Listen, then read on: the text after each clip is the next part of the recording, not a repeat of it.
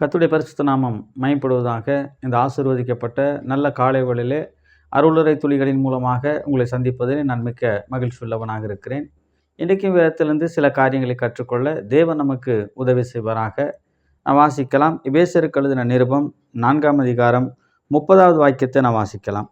எபேசியர் 4:30. அன்றையும் நீங்கள் மீட்கப்படும் நாளுக்கென்று முத்திரையாக பெற்ற தேவனுடைய பரிசுத்த ஆவியை துக்கப்படுத்தாதிருங்கள். பிரியமானவர்களே, நாம் எப்பொழுது ரட்சிக்கப்பட்டோமோ அப்பொழுது நமக்கு பரிசுத்த ஆவியானவர் கொடுக்கப்பட்டிருக்கிறார்.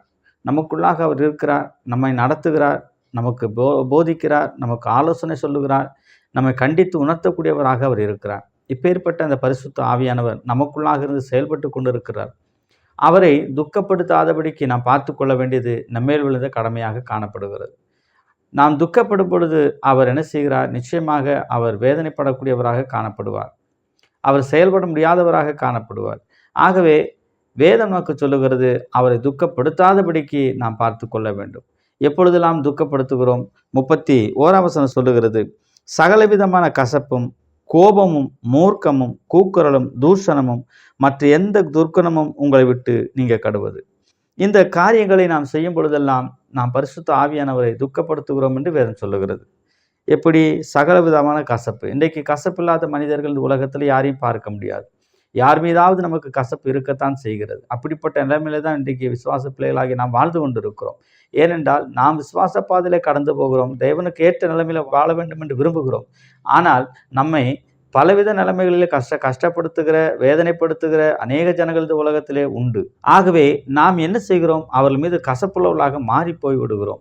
ஆகவே வேதம் சொல்லுகிறது, இப்படிப்பட்ட காரியங்களை செய்கிறதுனாலே நாம் தேவனையும் பரிசுத்த ஆவியானவரையும் நாம் என்ன செய்கிறோம்? துக்கப்படுத்தக்கூடியவர்களாக காணப்படுகிறோம். ஆகவே நம்முடைய விசுவாச பாதையில் நாம் இதுவரையிலுமாக நம்மை நடத்தி வந்த பரிசுத்த ஆவியானவர் நம்மோடு கூட இருந்து சகல காரியங்களில் நம்ம என்ன செய்கிறார்? செவ்வையான வழிகளிலே வழிநடத்த அவர் ஆசைப்படுகிறார். அப்படிப்பட்ட வல்லமையின் தேவனாகிய கர்த்தர் நம்மோடு இருக்கிறபடினாலே நாம் இப்படிப்பட்ட காரியங்களை செய்து தேவனுக்கு என்ன செய்யக்கூடாது? துக்கத்தை உருவாக்கக்கூடாது. இரண்டாவதாக சொல்லுகிறார் கோபம். நாம் கோபப்படும் பொழுதெல்லாம் என்ன செய்கிறோம்? பரிசுத்த ஆவியானவரை துக்கப்படுத்துகிறோம். நாம் கோபப்படுகிறதுனாலே அவர் எப்படி துக்கப்பட முடியும் என்று சொன்னால், கோபத்தினாலே செய்கிற ஒவ்வொரு செயல்களும் பரிசுத்த ஆவியானவருக்கு விரோதமான அது நிலைமையிலே அது காணப்படுகிறது. அப்படிப்பட்ட காரியங்களை செய்கிறதுனாலே அவர் உள்ளுக்குள்ளாக இருந்து கொண்டு என்ன செய்கிறார்? துக்கப்படக்கூடியவராக அவர் காணப்படுகிறார். அவருக்கு பிடிக்காத அநேக காரியங்களை நாம் செய்கிறதுனாலே அவர் என்ன செய்கிறார்? துக்கப்படக்கூடியவராக இருக்கிறார். ஆகவே பரிசுத்த ஆவியானவர் நமக்குள்ளிருந்து சகல சத்தியத்திலும் நம்மை நடத்த வேண்டும் என்று சொல்லி அவர் விருப்பத்தோடு ஆசையோடு கூட என்ன செய்கிறார்? நம்மை சத்திய பாதையிலே வழிநடத்த அவர் விருப்பமுள்ளவராக இருக்கிறார். ஆனால் அவரை வழிநடத்த விடாதபடிக்கு நாம் என்ன செய்கிறோம்? நம்முடைய சுயத்தை நாம் என்ன செய்கிறோம்? சார்ந்து கொண்டு சுயத்தினாலே சிந்தித்து நம்மை யாராவது காயப்படுத்தினால் கஷ்டப்படுத்தினால் நாம் என்ன செய்கிறோம்? பதிலுக்கு நாமும் அவரை கஷ்டப்படுத்தி காயப்படுத்தி நினைக்கிறோம். பரிசுத்த ஆவியானவர் துக்கப்படுத்துகிறோம். ஆகையினாலே அப்படிப்பட்ட செயல்களிலே செயல்படாதபடிக்கு நாம் கிறிஸ்து இயேசுவின் சிந்தையை தரித்து கொண்டவர்களாக, கிறிஸ்து இயேசுவின் சிந்தையிலே வாழக்கூடியவர்களாக காணப்பட வேண்டியது நம்மேல் விழுந்த கடமையாக காணப்படுகிறது. இந்த நாட்களிலே ஆவியானவருக்கு நாம் என்ன செய்கிறோம் என்று சொன்னால், நம்மை வழிநடத்தும்படியாக, நமக்கு ஆலோசனை சொல்லும்படியாக நாம் அவர் கரங்களிலே நம்மை முழுவதுமாக அர்ப்பணிக்க வேண்டும். அப்படிப்பட்ட அர்ப்பணிப்பின் விசுவாச பாதையிலே கடந்து போகும்போது நிச்சயமாக தேவன் நம்மை என்ன செய்கிறார்? ஆசீர்வதிக்கிறார். அவர் நமக்கு நன்மை செய்கிறார், உயர்த்துகிறார், மேன்மைப்படுத்துகிறார்.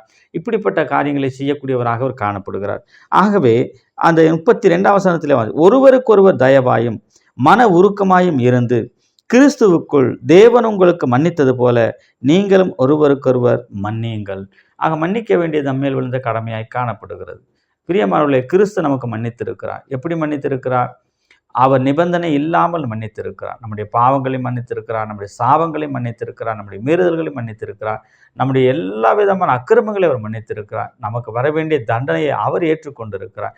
அப்படியாக அவர் நமக்குள்ளாக இருந்து தேவனானவர் நமக்கு இவ்வளவு பெரிய மேன்மையான பாவ மன்னிப்பாகி மீட்பை கொடுத்து அவர் மன்னித்து நம்மை அவருடைய பிள்ளைகளாக ஏற்றுக்கொண்டிருக்கிறார். இன்றைக்கும் வரையிலுமாக அவர் நமக்கு சர்வ வல்லமையின் தேவனாக இருந்து அவர் நமக்கு கொடுக்கக்கூடிய சகல நன்மைகளை பெற்று அனுபவிக்கும்படியாக தேவன் நமக்கு உதவி செய்து வருகிறார்.